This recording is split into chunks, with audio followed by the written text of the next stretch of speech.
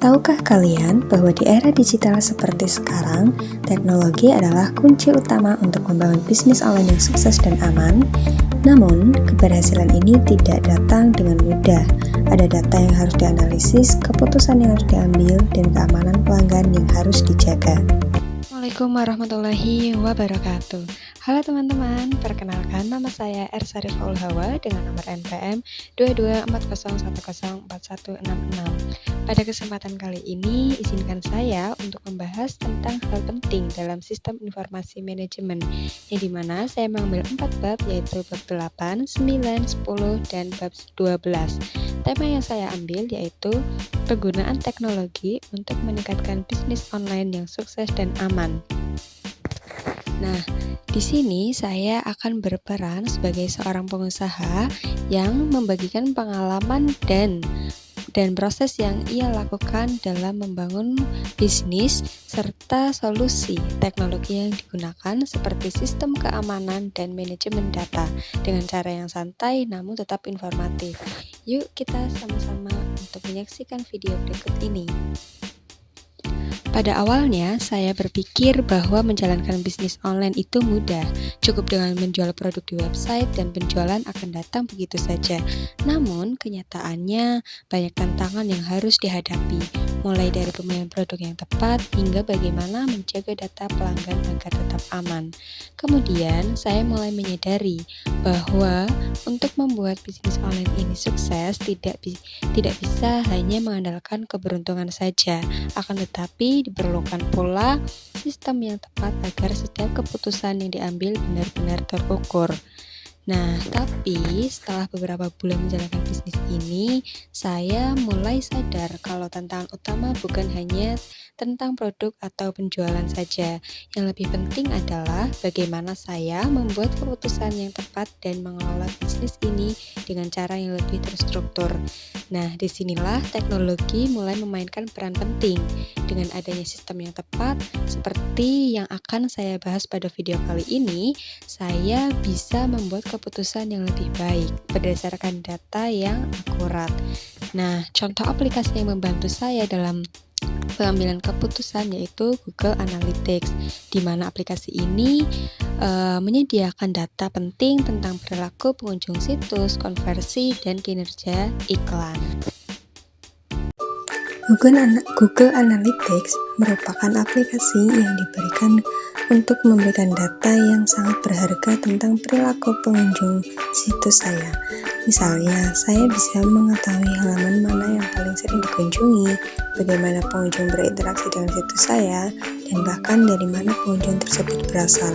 Selain itu, Google Analytics juga memungkinkan saya untuk melacak konversi, seperti berapa banyak pengunjung yang akhirnya melakukan pembelian setelah mengunjungi situs. Data ini sangat penting untuk menentukan strategi pemasaran, karena saya bisa melihat apa yang efektif dan apa yang perlu diperbaiki. Nah, tak hanya itu saja, kinerja iklan yang saya jalankan juga bisa dipantau secara langsung melalui platform ini. Dengan begitu, saya bisa melihat mana iklan yang memberikan ROI terbaik dan mengoptimalkan anggaran pemasaran saya sesuai dengan hasil yang didapat. Dengan data-data tersebut, keputusan yang saya ambil jadi lebih berbasis fakta dan bukan hanya berdasarkan feeling semata. Itulah mengapa Google Analytics menjadi alat yang sangat penting bagi saya dalam menjalankan bisnis online yang sukses. Dan pada bagian berikutnya yaitu sistem pendukung keputusan, di mana pada awalnya saya sering merasa ragu dalam mengambil keputusan bisnis. Kadang keputusan saya hanya berdasarkan feeling saja. Namun, setelah mulai belajar tentang sistem pendukung keputusan, saya menyadari betapa pentingnya data dalam proses pengambilan keputusan. Sistem pendukung keputusan memungkinkan kita untuk membuat pilihan yang lebih terukur dan berdasarkan informasi yang objektif. Nah, untuk mengatasi hal tersebut, saya mulai menggunakan sistem pendukung keputusan. Sistem ini membantu saya dalam mengambil keputusan berdasarkan data yang ada, bukan hanya berdasarkan feeling atau dugaan semata saja. Nah, contohnya yaitu sebelum memutuskan untuk menjual produk tertentu, saya cek dulu produk yang paling laku berdasarkan data dari sistem ini. Dengan begitu, saya bisa memastikan bahwa produk yang dipilih benar-benar memiliki potensi. Setelah itu, saya bisa membuat keputusan yang lebih cerdas tanpa khawatir salah pilih produk lagi. Pada bagian selanjutnya yaitu inovasi dalam bisnis online. Jadi, selain memanfaatkan sistem pendukung keputusan, saya juga mulai mengeksplorasi berbagai inovasi teknologi yang bisa membantu bisnis online saya berkembang lebih cepat. Misalnya, saya mulai menggunakan cloud computing untuk menyimpan data dan mempercepat akses informasi bisnis saya. Semua data yang saya butuhkan sekarang bisa diakses kapan saja dan di mana saja, yang pastinya membuat proses bisnis lebih efisien. Nah, selain itu, saya juga mulai memanfaatkan automation tools untuk mengatur jadwal posting di media sosial dan mengirim email marketing secara otomatis. Jadi, meskipun saya mengelola bisnis sendirian, semuanya tetap berjalan dengan lancar tanpa harus memantau setiap langkahnya secara manual. Namun, inovasi teknologi bukan hanya tentang kemudahan, tetapi juga tentang adaptasi. Dunia digital terus berubah dengan cepat.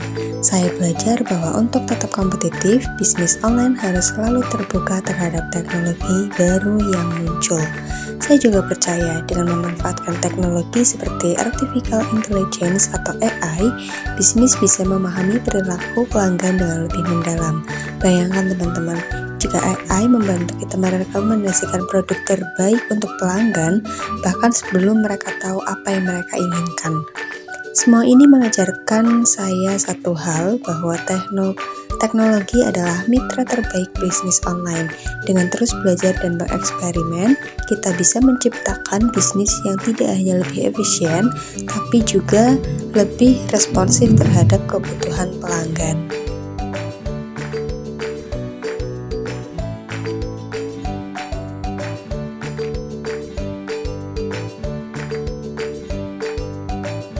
Selanjutnya yaitu solusi bisnis ATI.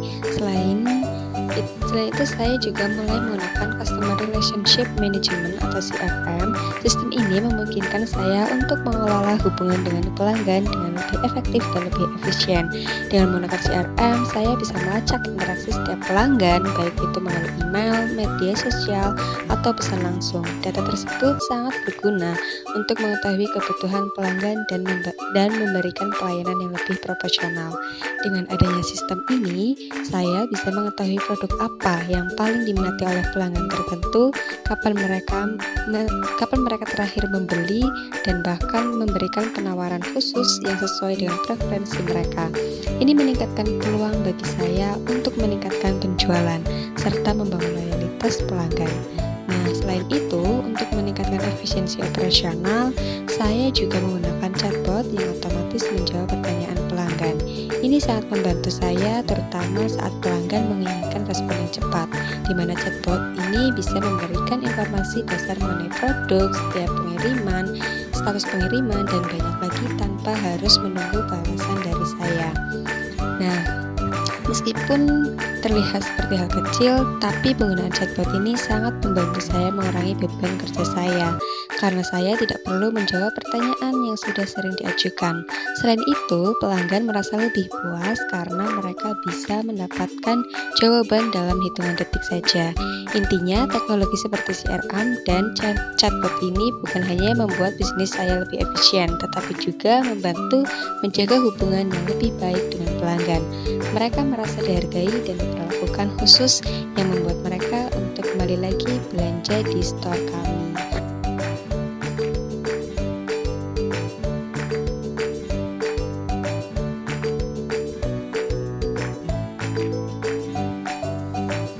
Chatbot adalah program komputer yang dirancang untuk berinteraksi dengan manusia melalui percakapan menggunakan bahasa yang terprogram. Tujuan utama chatbot adalah memberikan respons yang relevan dan berguna kepada pengguna, seperti menjawab pertanyaan, memberikan informasi, menawarkan bantuan, atau bahkan menghibur. Chatbot dapat dibangun dengan menggunakan berbagai teknologi, termasuk kecerdasan buatan atau AI, pemrosesan bahasa alami atau NLP, dan pemahaman konteks.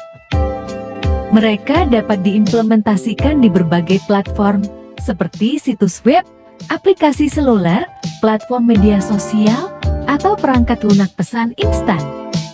Ada dua jenis utama chatbot, yaitu chatbot berbasis aturan dan chatbot berbasis kecerdasan buatan atau AI.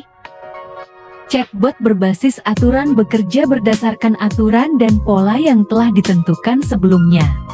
Mereka mengenali kata kunci atau pola tertentu dalam percakapan dan memberikan respons sesuai dengan aturan yang telah diprogram sebelumnya. Kelemahan dari jenis chatbot ini adalah kemampuannya yang terbatas dalam memahami konteks yang kompleks atau pertanyaan yang tidak sesuai dengan aturan yang telah ditentukan. Chatbot berbasis kecerdasan buatan menggunakan teknologi kecerdasan buatan dan pemrosesan bahasa alami untuk memahami maksud pengguna dan meresponsnya secara kontekstual.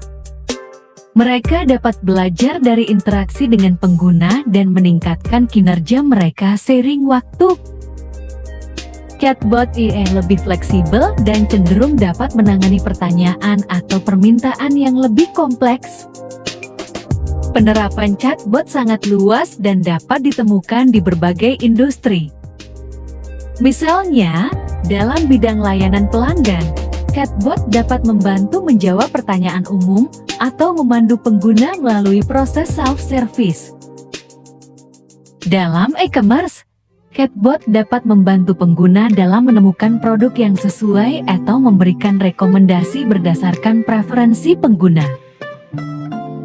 Di bidang kesehatan, chatbot dapat memberikan informasi medis dasar atau menjawab pertanyaan seputar kesehatan.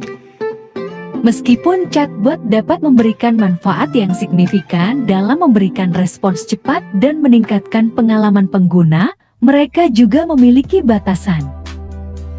Misalnya, chatbot mungkin kesulitan memahami nuansa emosi atau konteks yang lebih kompleks. Namun, perkembangan teknologi terus berlanjut, dan chatbot semakin canggih dalam memahami dan merespons manusia dengan lebih baik.